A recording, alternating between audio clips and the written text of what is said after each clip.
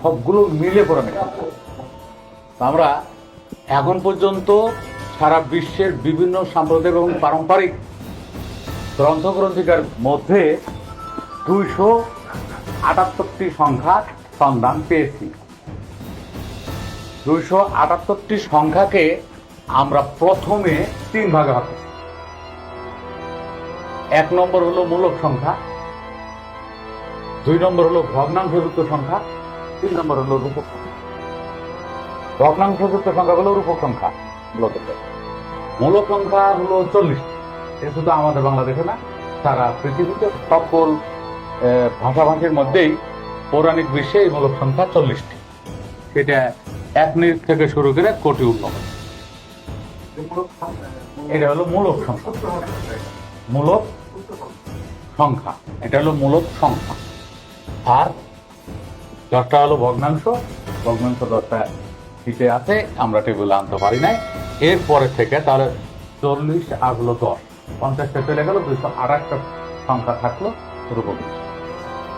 এই 228টা সংখ্যাকে আমরা 4টা প্রধান বিভাগে বিভক্ত করি। 4টা প্রধান ভাগে বিভক্ত করি। 1 নম্বর ভাগটা হলো পৌরাণিক যোজক রূপক সংখ্যা। এই গ্রুপের সংখ্যা হলো মোট 6। আর 2 নম্বর হলো পৌরাণিক গুণক রূপক সংখ্যা। এই গ্রুপের সংখ্যা হলো 14টি। আর 3 নম্বর হলো পৌরাণিক স্থাপক রূপক সংখ্যা। এই গ্রুপের সংখ্যা হলো 76। আর 4 নম্বর হলো পৌরাণিক শূন্যক রূপক সংখ্যা। এই গ্রুপের সংখ্যা হলো 108। তো 4টা প্রধান বিভাগ হলো। তো 4টা প্রধান বিভাগ হলো এদিকে, আর এখানে আরো 2টা বিভাগ আছে। 6টা হলো মূলক, তারপর ভগ্নাংশযুক্ত 2টা, আর এদিকে হলো 4টে। 6টা বিভাগ হলো। 6টা বিভাগে আমরা মোট 278টি সংখ্যাকে বিভাজন করি। এখন মূলক সংখ্যার একটা সংজ্ঞা। মূলক সংখ্যাটা কি? মূলক সংখ্যার সংজ্ঞা হল মানব দেহে বিদ্যমান বিষয়বস্তুর পরিমাণ দ্বারা নতুন নতুন মূলক সংখ্যা সৃষ্টি করা যায়। এটা মূলক সংখ্যা সৃষ্টি করার সূত্র। আর হ্যাঁ, মূলক সংখ্যা সৃষ্টি করার সূত্র। আর মূলক সংখ্যাটা হলো মানব দেহে বিদ্যমান বিষয়বস্তুর পরিমাণ জ্ঞাপক সংখ্যাকে পৌরাণিক মূলক সংখ্যা বলে। সেটা আছে, মানব দেহে বিদ্যমান বিষয়বস্তুর পরিমাণ জ্ঞাপক সংখ্যাকে পৌরাণিক রূপক সংখ্যা বলে। তাহলে আমরা মূলক সংখ্যা পেয়ে গেলাম। মূলক সংখ্যাগুলো কি? যেমন মানুষের 32টা দাঁত আছে, এই জন্য 32 ফুল বলা হয়। 32 দাঁতকে বলা হয় 32 ফুল। মানুষের হাতে এবং পায়ে 20টা আঙ্গুল আছে, এই জন্য বলা হয় 20 আঙ্গুলকে বলা হয় 20 কর্মী। কিন্তু সারা বিশ্বের কর্মই হাতের এবং পায়ের 20টা আঙ্গুলে করে। যার হাতের এবং পায়ের আঙ্গুল নাই, ও বিশ্বের কোনো কাজ করতে পারে না। ঠিক আছে? তাহলে মূল কর্মী হলো 20 জন। সারা বিশ্বের কর্মচারী বা কর্মী মূল হলো 20। বুঝেছ? এমনি ভাবে 72টা স্পন্দন আমাদের পার মিনিটে হয়। এটার নাম 72 স্পন্দন। আনুমানিক 1 কোটি উর্ণ বা পশম আমাদের দেহে আছে। লালন সাইজের বাণীতে আছে 1 কোটি উর্ণ নাকি মানব দেহে আছে। সেখান থেকে 1 কোটি উর্ণ আমরা গ্রহণ করেছি। এই 1 মিনিট থেকে কোটি উর্ণ পর্যন্ত এগুলো হলো মূলক। আর এই যে ভগ্নাংশ হলো উপর নিচে সারি সারি 9.5 দরজা থাকে। 8 দরজার খবর জানলে সে হয় ফকির, লালন সাইজের বাণী। তাহলে আধা, অর্ধ বা 8 থেকে শুরু করে 52.5 পর্যন্ত যে ভগ্নাংশগুলো আছে, যেমন 24.5 জেলা, 52.5 তোলা, এই ভগ্নাংশ আছে 10টা। এগুলোকে বলে ভগ্নাংশযুক্ত রূপ পৌরাণিক রূপক সংখ্যা। এরপরে আমরা ঢুকলাম পৌরাণিক যোজক রূপক সংখ্যায়। যোজক রূপক সংখ্যার 2টো উপবিভাগ আছে। একটা উপবিভাগে আছে 4টি, আর একটা উপবিভাগে আছে 2টি সংখ্যা। তো পৌরাণিক যোজক রূপক সংখ্যা কাকে বলে? যে কোনো 2টি মূলক যোগ করে উৎপন্ন রূপক সংখ্যাকে পৌরাণিক যোজক রূপক সংখ্যা বলা হয়। এই যে 17, 16 কলা যোগ 1, 16 যোগ 1, 16 ও 1, 16 কলা ও 1 মিনিট। এটা হলো ব্যুৎপত্তি, এটা হলো মূল পৌরাণিক সংখ্যা, এগুলো হলো গাণিতিক সমাধান, এইটা হলো ব্যুৎপত্তি। ব্যুৎপত্তিটাই যখন আমরা আসবো তখন সেকেন্ড ব্র্যাকেটে রাখতে হবে, এইটাই হলো নিয়ম, এটা আন্তর্জাতিক নিয়ম। ব্যাকরণের যে কোনো শব্দের মূল, যে কোনো সংখ্যার মূল বার করতে গেলে সেকেন্ড ব্র্যাকেট নিতে হয়, এটা আন্তর্জাতিকভাবে স্বীকৃত হয়েছে, সবাই নেয়। হ্যাঁ, আমরা ওইটা নিয়েছি। তাহলে এই গ্রুপের চারটা সংখ্যার একই নিয়ম, 17, 31, 34, 37, 36 যোগ 1, 36 ও 1, 36 রবি ও 1 মিলি।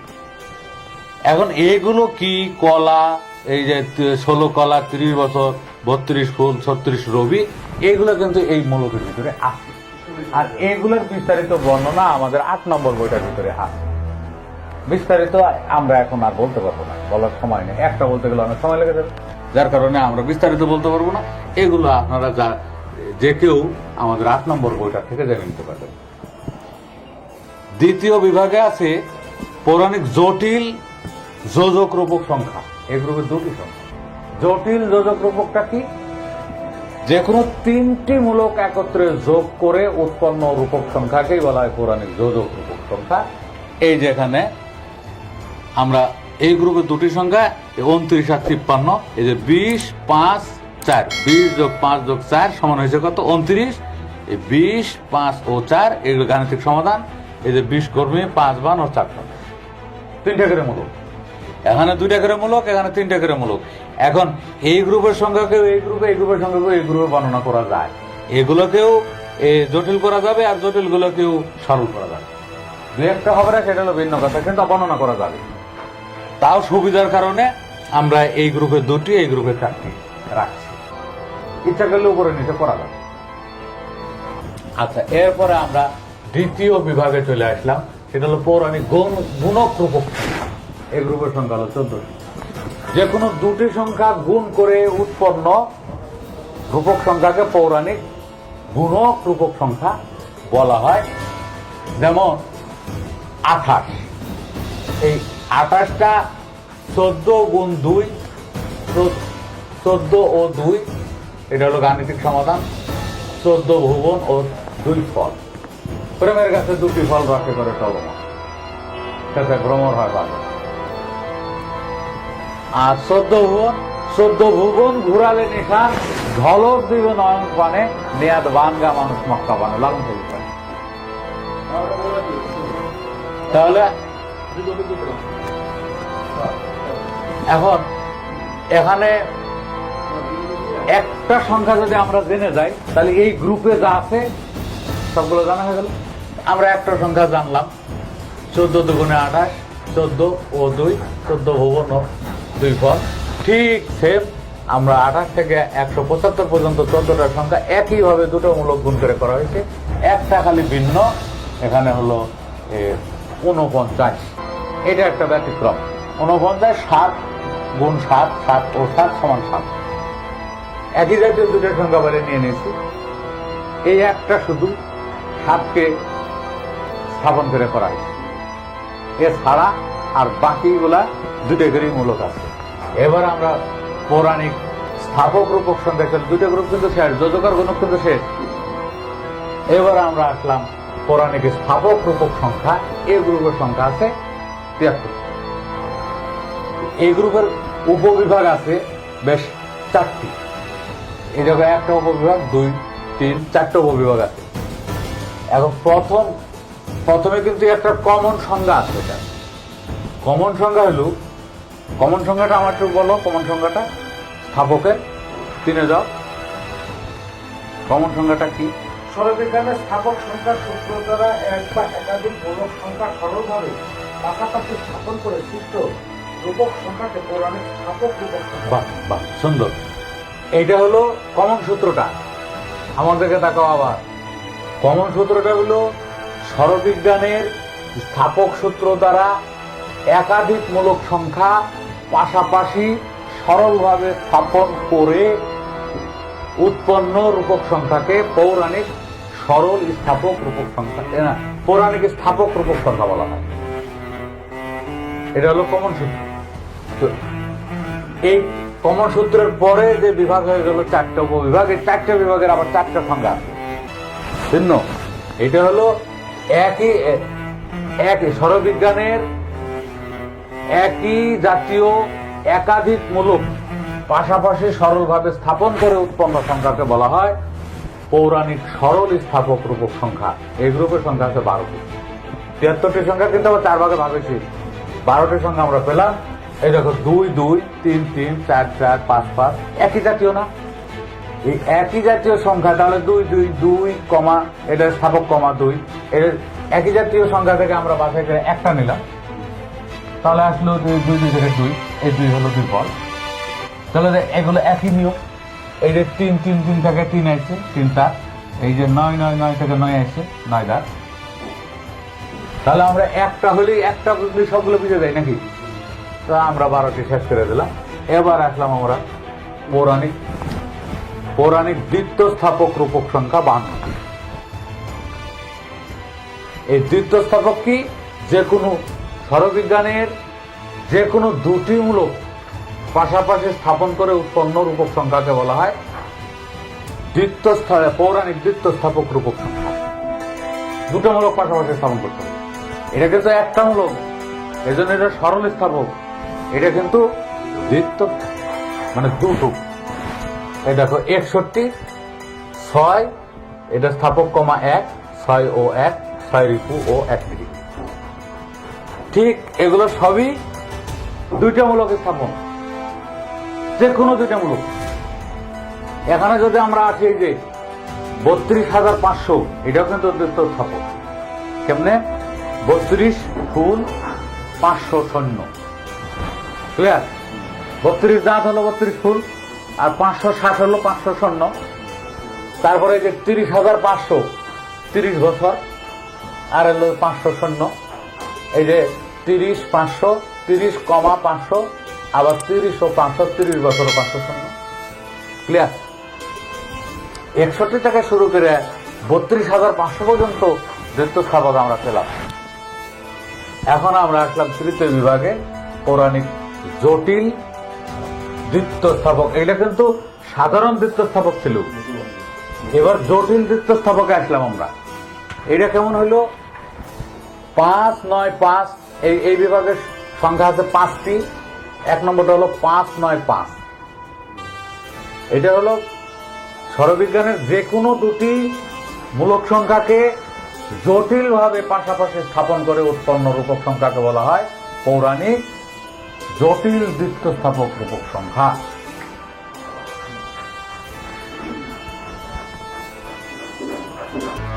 এখন দেখো 5 9 5, আমরা 5 9 5 দিলাম। একই জাতীয় দুটা সংখ্যা পাওয়া গেছে 5 5, একটা 5 আর এই 9, 5 ও 9 5 1 ও 9। দ্বিতীয় স্থাপক এটা কিন্তু সরল স্থাপন ছিল, এটা কিন্তু সরল স্থাপন নাই, এটা কিন্তু জটিল। এটা হলো জটিল দ্বিতীয় স্থাপক। দুটাই কিন্তু জটিল। এটাও দুটো মূলক, এটাও দুটো মূলক, কিন্তু জটিল স্থাপক। এই জন্য এটার নাম হলো জটিল স্থাপক। এমন 22,273।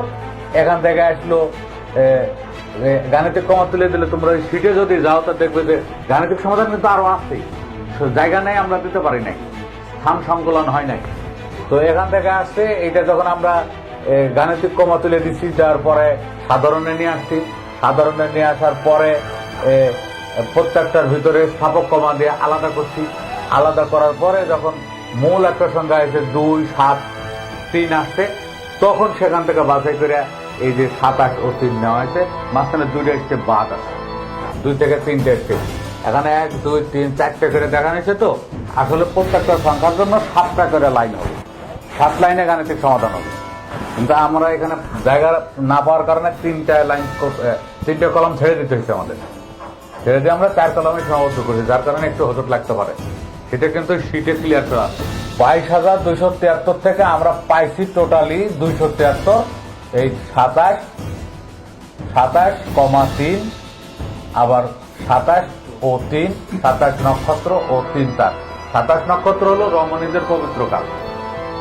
প্রথম দিন থেকে 27 দিন পর্যন্ত পবিত্র থাকে। প্রতি একদিনকে এক নক্ষত্র বলা হয়, এই জন্য 27 দিন পবিত্র, 27 নক্ষত্র। জ্যোতিষীরা করছে কি এই নক্ষত্র আকাশে নিয়ে গেছে, আকাশে নিয়ে যাও 7-8 নক্ষত্রের উপরে পুস্তক নির্মাণ করছে। আসলে 7-8 নক্ষত্রের বেশ কোথায়? মানব দেয় না? আর নিয়ে গেছে কোথায়? আকাশে যা খুঁজছে। ঠিক একইভাবে আরো যে 4টি রয়েছে, এই 4টি, এটা হলো জটিল, এই গ্রুপের সংখ্যা ছিল 5টি। এবার আমরা 4 নম্বর উপবিভাগে আসলাম। 4 নম্বর উপবিভাগটা হলো 4 নম্বর উপবিভাগটা হলো পৌরাণিক তৃতীয় স্থাপক রূপক সংখ্যা। হ্যাঁ, পৌরাণিক তৃতীয় স্থাপক। এর ভিতরে 3টে করে মূলক লাগবে। 3টে মূলকের নিচে না দিলে তৃতীয় হয়ে যাবে। তো 3টে মূলক কেমন দেখো, 6, 7 ও 5। এইটার ভিতরে সিঙ্গেল ডবল কোনো সংখ্যাতে মূলক হবে না। এটাকে যদি আমরা এদিক দিয়ে ধরি 67, এদিক দিয়ে ধরি 75, কোনো মূলক নাই। না থাকার কারণে আমাকে এটা মানে সিঙ্গেল সিঙ্গেল ভাঙতে হবে, একক মূলকে ভাঙতে হবে। একক মূলকে আমরা স্থাপক কমা দিয়েছি 6, 7 ও 5। 6, 7 ও 5, এই যে 6 ঋতু, 7 কর্ম, 5। তাহলে একইভাবে আরো 3টা, তা আমাদের স্থাপক শেষ। এবার আমরা শূন্যকে ঢুকলাম। শূন্য, পৌরাণিক শূন্য রূপক সংখ্যা, এই গ্রুপের সংখ্যা আছে 128টি। 128টি সংখ্যার উপবিভাগ হলো মোট 6টি। এই যে 1, 2, 3, 4, 5, 6টি, 6টা উপবিভাগ। 6টা উপবিভাগের ভিতরে আমরা যদি পৌরাণিক শূন্য সংখ্যা রূপক সংখ্যার সংজ্ঞাটা আগে, কমন সংখ্যাটা জেনে নিই। কমন সংখ্যাটা কি? কমন সংখ্যায় যাও। সারা বিশ্বের সর্বপ্রকার সর্ববিজ্ঞান ও পুরাণে ব্যবহৃত শূন্য সূত্র দ্বারা ভিতরে ও ডানে শূন্য দিয়ে সৃষ্ট রূপক সংখ্যাকে পৌরাণিক শূন্য রূপক সংখ্যা বলে। কমন হলে কমন সূত্রটা হলো এটা, যে মূলক সংখ্যার ভিতরে এবং ডানে শূন্য দিয়ে উৎপন্ন রূপক সংখ্যাকে পৌরাণিক শূন্য রূপক সংখ্যা বলা। তো দেখো, আমরা কমন সংখ্যাটা পেলাম। কমন সংখ্যায় পেয়ে ওই সংখ্যা অনুযায়ী 128টা সংখ্যা পেয়েছি। এখন আমরা উপবিভাগে বিভক্ত করলাম। 1 নম্বর উপবিভক্ত হলো পৌরাণিক আন্তঃশূন্য রূপক সংখ্যা। শূন্য বসানোরও তো কিছু নিয়ম আছে। আন্তঃশূন্য, ভিতরে শূন্য যেগুলো বসানো হয়েছে সেগুলো আন্তঃশূন্য রূপক সংখ্যা। পার্থক্য হলো এই, যেহেতু আমরা শূন্য বিভাগে ঢুকে গেছি, এখন আমাদেরকে একটু পিছনে যদি দেখতে হয়, যে আমাদের এই যে মূলক 40 মূলক বিভাগ আছে, এই 40 মূলক বিভাগেও 10টি মূলক সংখ্যা আছে যাদের ভিতরে এবং ডানে শূন্য আছে। একটা মূলক সংখ্যার ভিতরে শূন্য আছে, সেটা হলো 206 হার। এই 206 জন বলা হয়েছে। 206 জন মানবদের, 206 জন মানুষ আছে, 206টা হার। তো এইটার ভিতরে একটা শূন্য আছে, এটা আন্তঃশূন্য। কিন্তু এই শূন্য রূপক সংখ্যার ভিতরে পড়বে না, এটা তো মূলক। এটা আন্তঃশূন্য মূলক, আর আমরা আন্তঃশূন্য রূপক বিভাগে আছি। আর বাকি 9টা শূন্যের সংখ্যা, মূলক সংখ্যা ডাইনে শূন্য আছে, যেমন 500, 1000, 1 কোটি, 10, হ্যাঁ, 310, 360, এমন আরো 9টা সংখ্যা, মূলক সংখ্যা ডানে শূন্য আছে। সেগুলো রূপকের আওতায় আসবে না, শূন্যকের আওতায় আসবে না। ওগুলো অরিজিনাল, ওগুলো অরিজিনাল মানে মূলক। অরিজিনাল মূলকটা রূপকে আসবে না। তাহলে ওই 10টা ডান শূন্য সংখ্যা আর একটা আন্তঃশূন্য সংখ্যা সবসময় আমাদেরকে লক্ষ্য করতে হবে, যাতে শূন্য বিভাগের বাইরে থাকে। ঠিক আছে?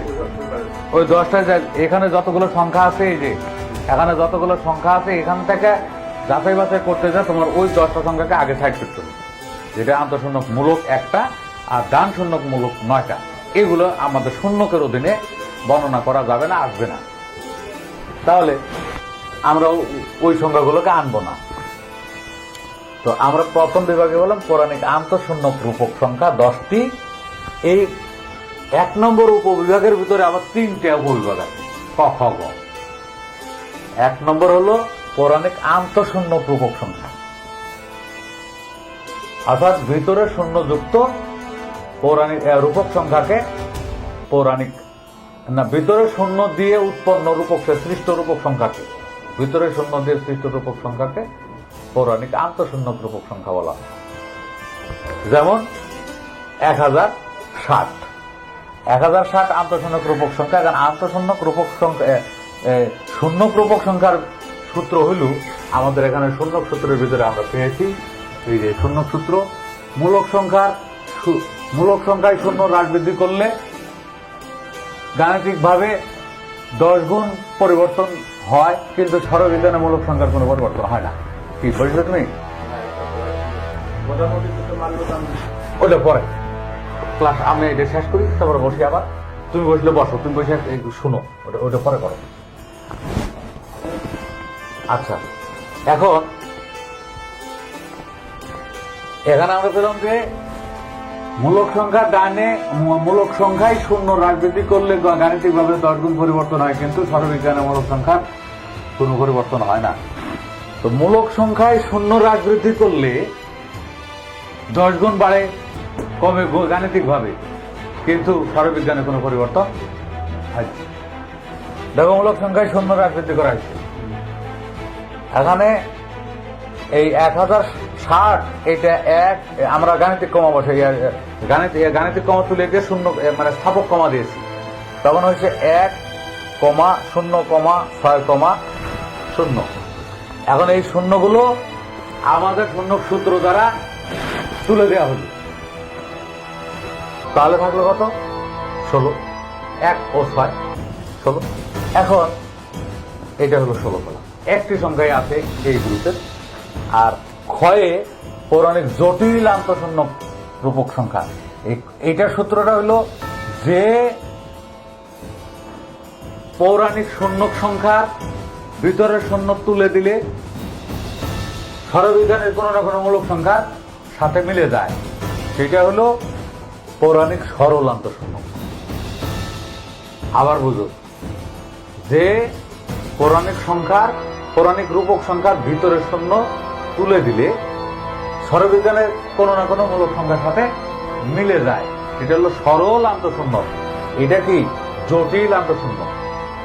যে পৌরাণিক সংখ্যার ভিতরের শূন্য তুলে দেওয়ার পরও সরলবিজ্ঞানের কোনো মূলক সংখ্যার সাথে মেলে না, তাকে জটিল আন্তঃশূন্য বলে। এই গ্রুপে জটিল আন্তঃশূন্য রূপক সংখ্যা বলে। এই গ্রুপের সংখ্যা আছে 8টি, যেমন 6,03,550। আমরা প্রথমে গাণিতিক কমা তুলে দিয়েছি, দেখো সেটা দেখো, প্রথমে গাণিতিক কমা তুলে দেওয়া হয়েছে, এরপরে স্থাপক কমা দেওয়া হয়েছে, দেওয়ার পরে শূন্যগুলো তুলে দেওয়া হয়েছে, একই জাতীয় সংখ্যা পেলে সেটাও তুলে দেওয়া হয়েছে। এখন বাছাই করার পরে রয়েছে 6, 3, 5 অর্থাৎ 635। এইবার আমরা আবার স্থাপক কমা দিয়ে প্রত্যেকটার ভিতরে স্থাপক কমা দিয়ে 6, 3, 6,3,5। এবার এটাকে কমার পরিবর্তে শেষে এবং ও দ্বারা আমরা সীমাবদ্ধ করছি, তাহলে 6, 3 ও 5। এবার আসলো 6, 2, 3, 4 ও 5। এখানে এটা 18। এখানে কিন্তু কোনটার একটা বাড়াবে, কোনটার 2টা বাড়াবে এমন কোনো সীমাবদ্ধতা নাই। দ্বিত্ব আর তৃতীয়ের কোনো সীমাবদ্ধতা নাই, ওইটা তো স্থাপকে চলে গেছে। এটা তো শূন্য, এক একটার এক এক ধরনের মূলক বেরোবে, তার সাথে কারো সম্পর্ক নাই। এই জন্য দেখো, এখানে বাড়াইছে 1, 2, 3টা মূলক, এটাতে বাড়াইছে 4টা মূলক, এখানে বাড়াইছে 1টা মূলক, কোনটায় 2টা, কোনটায় 3টে, কোনটায় 4টে, বিভিন্ন ভাবে মূলক হয়েছে। তাহলে এটা গেল জটিল। এরপরে পৌরাণিক আন্তঃশূন্য গুণক।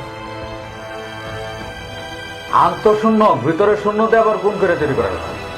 যে পৌরাণিক সংখ্যার ভিতরে শূন্য দিয়ে এবং গুণ করে উৎপন্ন করা হয়েছে, সেটি হলো পৌরাণিক আন্তঃশূন্য গুণক রূপক সংখ্যা। এমন সংখ্যা হলো একটি, সেটা হলো 905। এই 905-এর আমরা যখনই স্থাপক কমা দিব, তখন শূন্য সূত্র অনুযায়ী শূন্যটা উঠে যাবে। শূন্য উঠে গেলে হবে কত? 95। 95টা কিভাবে ব্যুৎপত্তি বের হবে? 19 গুণ 5, তো 5 19 95, 19 ও 5, এই যে 19 রক্ষী ও 5। এবার আমরা ক খ গ শেষ করে দিয়েছি। এবার আসলাম এই পৌরাণিক শূন্যক রূপক সংখ্যার দ্বিতীয় বিভাগ।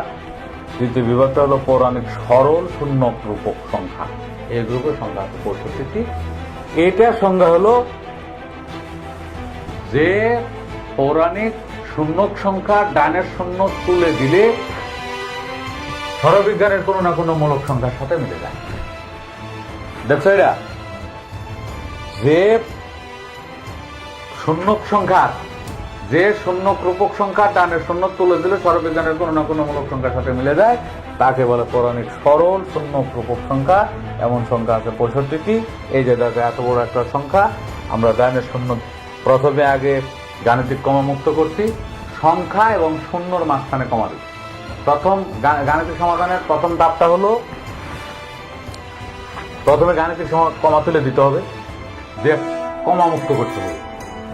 দ্বিতীয় পর্যায়ে সংখ্যা এবং শূন্যের মাঝখানে স্থাপক কমা দিতে হবে। যদি 3 সংখ্যার উপর হয় আবার গাণিতিক কমা দিয়ে ব্যবহার করতে হবে। তো আমরা এইটাকে ওই শীটে দেখো যে একটা জায়গায় কমা দেওয়া হয়েছে, কমা তোলা হয়েছে, তারপরে শুধু একের পরে কমা দেওয়া হয়েছে। দেওয়ার পরে যে এটা হয়েছে এটা হলো শূন্য মুক্ত, এরপরে আবার শূন্য দিয়ে এই কোটি উন্ন ব্যবহার করে। এটা হলো 1000, এটা হলো 1 লক্ষ কোটি, এটা 1 লক্ষ কোটি, আর এটা ছিল কোটি কোটি, এটা হলো 1 লক্ষ কোটি। তো আমাদের এই শূন্যক সূত্র, শূন্যক সংখ্যাগুলোর মূলক উদ্ঘাটনের একটা নিয়ম হলো 1 কোটি প্রথমে 1, 100, 1000, 1000টা বাদ যেতে প্রকৃতমূলক, তারপরে 1 লক্ষ, 1 কোটি, 1 অর্বুদ, 1 নর্বুদ, সবগুলোরই মূলক 1 নিরিখ। একের পরে আসবে 10, 10 গুণ 10,000, 10 লক্ষ, 10 কোটি, 10 অর্বুদ, 10 নর্বুদ, 10 থাকলেই হলো, সেটা হবে 10 ইন্দ্রিয়। আর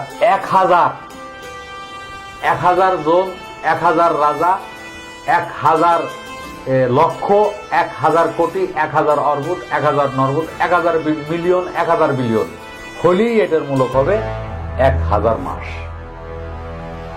তাহলে 1 দিয়ে যেটা হবে যতই শূন্য থাক, 10 দিয়ে যেটা হবে যতই শূন্য থাক, 1000 মানে 1000 দিয়ে যতই শূন্য থাক, 1000 থাকলেই হলো। 1000 লক্ষ, 1000 কোটি, 1000 বিলিয়ন, 1000 ট্রিলিয়ন, 1000 থাকলেই মূলক ওই 1000 মাস হবে না 100। এই সূত্র দ্বারা আমরা 65টা সংখ্যার সমাধান করলাম, সর্বশেষ 40 পর্যন্ত আচ্ছা। এই যে একটা সংখ্যা 4 এবং 0, এই মাঝখানে কমা দিলাম, সমান এই শূন্যটা উঠে গেল 4, এই যে 4 4। তাহলে আমাদের প্রায় শেষ পর্যায়ে আমরা আসছি। এবার আমরা 3 নম্বরে আসলাম। 3 নম্বরটা হলো পৌরাণিক জটিল শূন্যক রূপক সংখ্যা। এই গ্রুপের সংখ্যা আছে 35টি। জটিল শূন্যক রূপক সংখ্যা কি? যে শূন্যক সংখ্যা শূন্য তুলে দেওয়ার পরও সরবিজ্ঞানের কোনো মূলক সংখ্যার সাথে মেলে না, এটা হলো জটিল শূন্য। এমন জটিল শূন্য ধরো 8,77,300, আমরা গাণিতিক কমা তুলে দেব, তারপরে সংখ্যা এবং শূন্যের মাঝখানে স্থাপক কমা দেব। যদি তোমরা শীট দেখো সেটা দেখতে পারবে। এই তারপরে আমরা একই জাতীয় সংখ্যা পাইলে সেটা ত্যাগ করব। সর্বশেষে আমরা পেলাম 873। এবার এটাকে দ্বিতীয় স্টেপে যায়, আবার দেখলাম যে এদিক থেকেও মূলক হয় না, এদিক থেকেও মূলক হয় না, তখন আমরা 8 কমা এর স্থাপক কমা দিয়ে 8 স্থাপক কমা 7 স্থাপক কমা 3, 8 কমা 7 ও 3, 8 অঙ্গ 7 কর্ম ও 3। এই গ্রুপের 35টা সংখ্যা চলে গেল। এবার আসলাম 4 নম্বর উপবিভাগে, পৌরাণিক শূন্যক যোজক রূপক সংখ্যা। ওখানে শুধু যোজক পেয়েছিলাম আমরা, মনে আছে? এখানে কিন্তু আমরা শুধু পৌরাণিক সরল যোজক আর জটিল যোজক পেয়েছি, কিন্তু শূন্য ছিল না। আর আমরা এখানে যে পেলাম কি শূন্যক যোজক। এই যে দেখো 53,000, তাহলে শূন্য তুলে দেওয়ার পরে কোনো মূলকের সাথে মেলে না, তাই সরল শূন্যকে স্থান পায় নাই, জটিল শূন্যকেও যায় নাই। এবার আসছে এটা শূন্যক যোজক। আমরা প্রথমে এই সংখ্যা এবং শূন্যের মাঝখানে আগে গাণিতিক কমা তুলে দিয়েছি, এরপরে স্থাপক কমা আমরা দিয়েছি সংখ্যা ও শূন্যের মাঝখানে, শূন্যটাকে আমরা তুলে দিয়েছি, এরপর থাকছে শুধু 53। এই 53 বা 53 30 যোগ 30 বছর যোগ 23 জোড়া, 30 ও 23 30 বছর যোগ 23 জোড়া। একটাই সংখ্যা আছে এই গ্রুপে। এরপরে 5 নম্বর গ্রুপ পৌরাণিক শূন্য গুণক রূপক। আমরা যদিও গুণক আমরা এখানে পেয়েছিলাম, এখানে যে আমরা পৌরাণিক গুণক রূপক সংখ্যা পেয়েছিলাম, কিন্তু এগুলো তো শূন্য নাই। হ্যাঁ, এটাও গুণক রূপক, শূন্য নাই। আর এটাও গুণক রূপক, এটাতে শূন্য আছে। 3.5 লক্ষ, 3.5 লক্ষ বছর চলে এক শাসন, যে বিধান লঙ্ঘন করা রয়েছে কঠিন বারণ। ওই যে মিনিস্ট্রেশন 3.5 দিনকে আমরা 3.5 লক্ষ বলছি। 3.5 লক্ষ বছর চলে এক শাসন, যে বিধান লঙ্ঘন করা রয়েছে কঠিন বারণ। 3.5 দিনকে বলা হয়েছে 3.5 লক্ষ। হ্যাঁ, এই যে সেই 3.5, এই যে 3.5 লক্ষ আমরা প্রথমে গাণিতিক কমা তুলে দিয়ে এটাকে প্ল্যান করছি। এরপরে হ্যাঁ, আমরা এই পরবর্তী তোমাকে দেখাবো। গাণিতিক কমা তুলে দিয়ে আমরা প্ল্যান করছি। এরপরে সংখ্যা এবং শূন্যের মাঝখানে স্থাপক কমা দিয়ে শূন্যগুলোকে বাদ তুলে দিয়েছি। এর শুধু 35 হয়েছে, শুধু 35। এই যে 5 গুণ 7, 5 ও 7, 7 কর্ম 5। ঠিক আছে, এই গ্রুপের সংখ্যা পেয়েছি আমরা 7টি। এই 7টি একই, এটা হলো শূন্য গুণক, আর এটা হলো শুধু গুণক। এটা হলো শূন্য যোজক, এটা হলো শুধু যোজক, শূন্য নাই।